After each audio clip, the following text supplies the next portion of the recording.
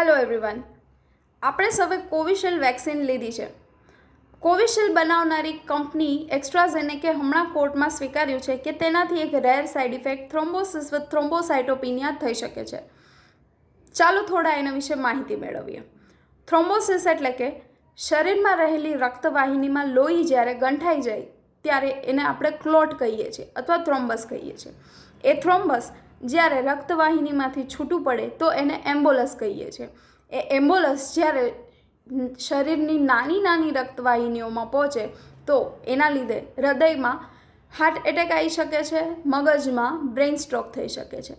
એના સાથે અમુક સંજોગોમાં થતી પરિસ્થિતિ થ્રોમ્બોસાઇટોપિનિયા એટલે કે લોહીમાં રહેલા ત્રાક કણોની સંખ્યા નિયત કરતાં ઓછી થવી. તેના લીધે અસહ્ય માથાનો દુખાવો, નબળાઈ, ચામડીના નીચે બ્લીડિંગ થવું, ચામડી ફીકી પડવી, શ્વાસ ચડવો, અનિયમિત રીતે ધબકારા વધી જવા, આવું બધું થઈ શકતું હોય છે.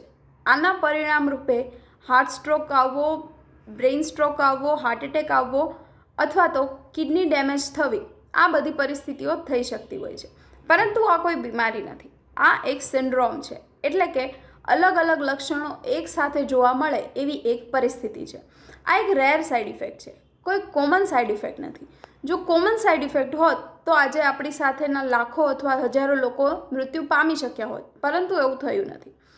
રેર સાઇડ ઇફેક્ટ તો ઠીક, પણ આપણે લેતા દરેક દવા, દરેક એન્ટીબાયોટિકમાં કોઈને કોઈ સાઇડ ઇફેક્ટ, એડવર્સ ઇફેક્ટ અને એની સાથે કોઈને કોઈ કોન્ટ્રાઇન્ડિકેશન જોડાયેલા હોય છે, જેને સમજી વિચારી જોઈ અને જ તમારા ડૉક્ટર તમને એને પ્રિસ્ક્રાઇબ કરતા હોય છે.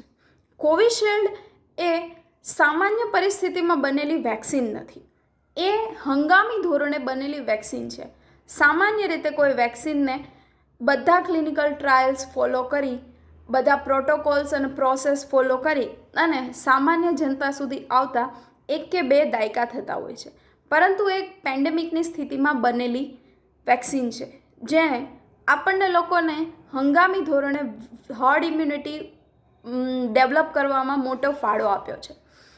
આ વેક્સિનને લીધે જો કોઈ મૃત્યુ થયું હોય, આપણા કોઈ સ્વજનનું મૃત્યુ થવું એ સખત દુઃખદ ઘટના છે, એ આપણે સમજી શકીએ છીએ.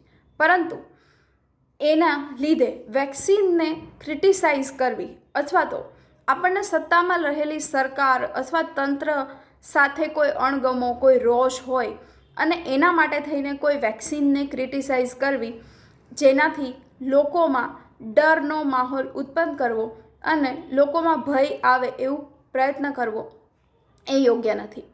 એક સંશોધન હમણાં જે થયું છે એ પ્રમાણે જો તમે એક ડોઝ લીધો હોય એના કમ્પેરિઝનમાં જો તમે બીજો અને ત્રીજો 3 ડોઝ લીધા હોય વેક્સિનના તો TTS થવાની શક્યતા નહીવત છે.